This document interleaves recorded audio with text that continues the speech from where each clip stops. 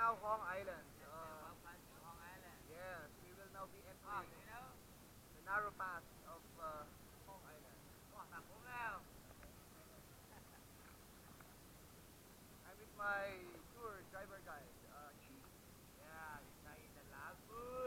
Inside the lagoon. Okay. Honeymoon.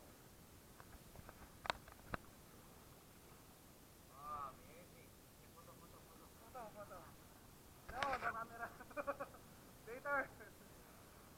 When we come back.